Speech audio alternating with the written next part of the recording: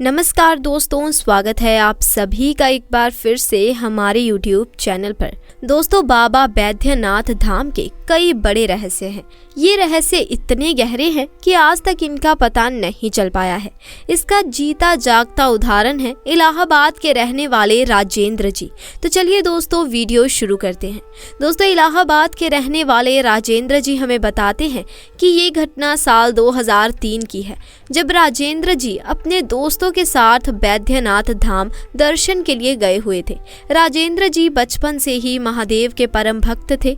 उन्हें महादेव की भक्ति करने में बड़ा आनंद आता था। जब भी उनके पास समय होता तो वो मन ही मन महादेव के भजन गुनगुनाते रहते थे। उनकी महादेव के प्रति ऐसी भक्ति देखकर लोग भी कहते थे कि राजेंद्र जी, महादेव को इतना याद मत कीजिए, कहीं महादेव को स्वयं ना आना पड़ जाए।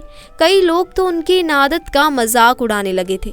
एक बार हर साल की तरह राजेंद्र अपने कुछ दोस्तों के साथ बैद्यनाथ धाम गए।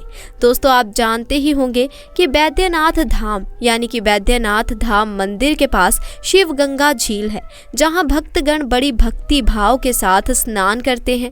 राजेंद्र जी भी दोस्तों के साथ वहां स्नान करने पहुंचे। यहां पर कई हजारों की संख्या में लोग हर रोज एकत्रित होते हैं। उस दिन भी ऐसा ही नजारा था। हजारों की भीड़ वहां स्नान करने आई थी। ऐसे में मौसम का मिजाज बिगड़ गया और जोरों की बारिश होने लगी, लेकिन भक्तों का उत्साह कम नहीं हुआ। तब भी कई भक्त घाट पर स्नान करने के लिए खड़े रहे। उनमें से एक राजेंद्र भी थे।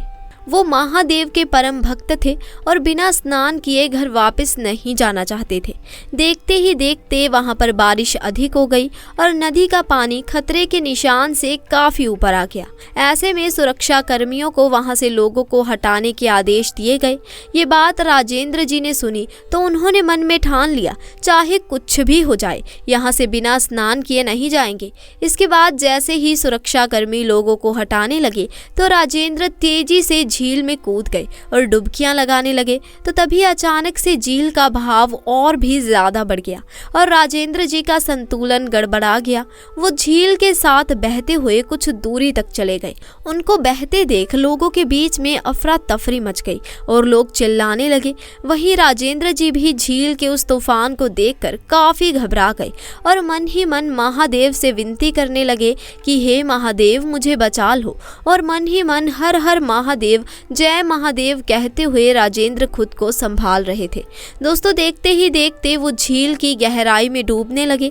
अचानक से एक सुरक्षा कर्मी उनकी जान बचाने के लिए आया और राजेंद्र जी को अपनी पीठ पर बैठा करके तैरते हुए घाट के पास सही सलामत ले गया। जैसे ही राजेंद्र को उसने किनारे पर छोड़ा तो कई सुरक्षा कर्मी और अन्य लोग वहां आ गए। फिर वहां मौजूद लोगों ने पूछा, आपको किसने बचाया है? जैसे ही राजेंद्र जी ने उस सुरक्षा कर्मी का धन्यवाद करने के लिए उनकी तरफ देखा तो वहां कोई भी नहीं था।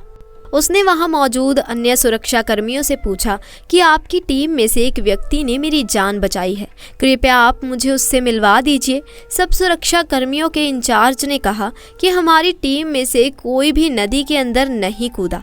हम लोग तो घाट से ऊपर से ही सबको दूर से सुरक्षित स्थान पर पहुंचा रहे थे। आपको जरूर गलत फहमी हुई है। पुलिस वालों की बात सुनकर राजेंद्र जी हैरान हो गए और सोचने लगे, आखिर वो कौन था जिसने मुझे झील की खतरनाक लहरों से बचाया है।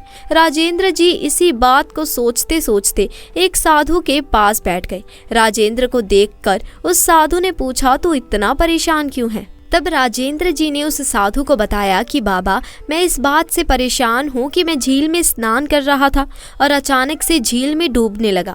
मेरी बेहोश होने वाली हालत थी। तभी वहाँ पर एक पुलिसकर्मी आता है और मुझे झील के किनारे छोड़कर गायब हो जाता है। बाबा, पता नहीं वो कौन था।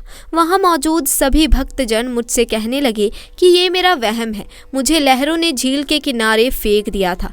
ये बात सुन वो साधु समझ गए कि वो कोई और नहीं बल्कि स्वयं महादेव थे।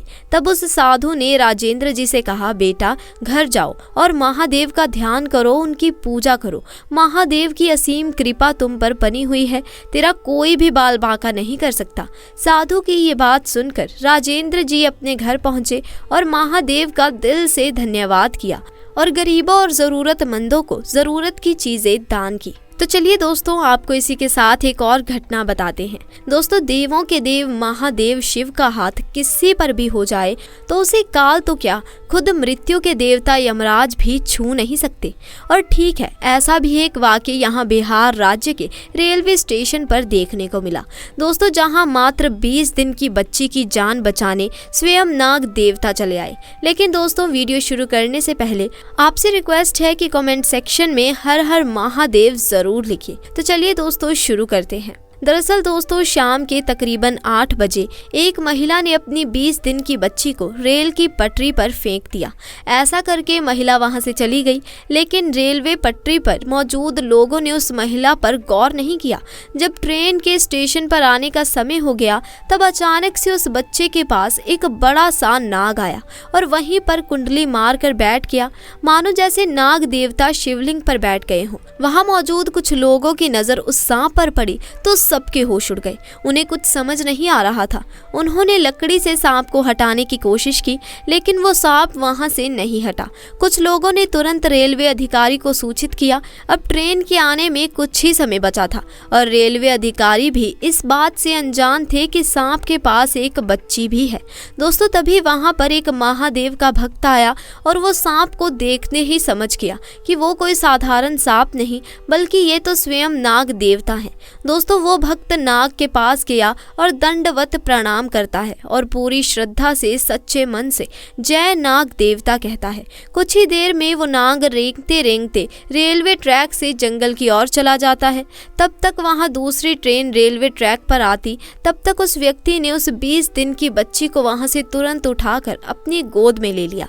दोस्तों, ये नज़ारा वहां मौजूद लोगों ने और रेलवे अधिकारी ने देखा तो सभी इस चमत्कार को देखकर हैरान थे। दोस्तों, आपको ये भी बता दें कि एक बड़े अधिकारी ने उस बच्ची का पूरा खर्चा उठा लिया और कहा, इस बच्ची का पालन पोषण मैं करूंगा। दोस्तों, संसार सुख और दुख दोनों का मिला जुला रूप है।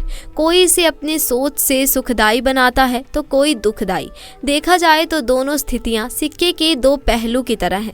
सिक्के को किसी तरह रखा जाए, उसकी कीमत नहीं घटती। इसी तरह जीवन को भी लेना चाहिए। हमारे आध्यात्मिक ग्रंथों में शिव को बहुत सरल देवता के रूप में दर्शाया गया है। लोकहित के लिए समुद्र मंथन के वक्त वो खुद आगे बढ़कर विष पीते हैं। जब व्यक्ति सहजता से संगतियों के जहर को आत्मसात करता है तो उससे भयाक्रांत नहीं होता, और जब विपरीत हालत में सच में जहर मान लेता है तो वो परेशान हो ही जाता है। तो दोस्तों, आज की वीडियो में बस इतना ही। आपको हमारी आज की ये दोनों घटनाएं कैसी लगी कमेंट सेक्शन में ज़रूर बताएं। साथ ही दोस्तों, जानकारी पसंद आई हो तो वीडियो को एक लाइक ज़रूर करें। अपने दोस्तों और रिश्तेदारों के साथ इसे ज़्यादा से ज़्यादा शेयर करें। और अगर आप हमारे चैनल पर नए हैं तो चैनल को जल्दी से जाकर सब्सक्राइब करें और साथ लगे बेल आइकन को भी प्रेस करें, ताकि हमारी आने वाली वीडियोज़ की नोटिफिकेशन आपको टाइम पर मिलती रहे। जल्द मिलेंगे ऐसी ही नई और दिलचस्प वीडियो के साथ। तब तक के लिए आपका बहुत बहुत धन्यवाद।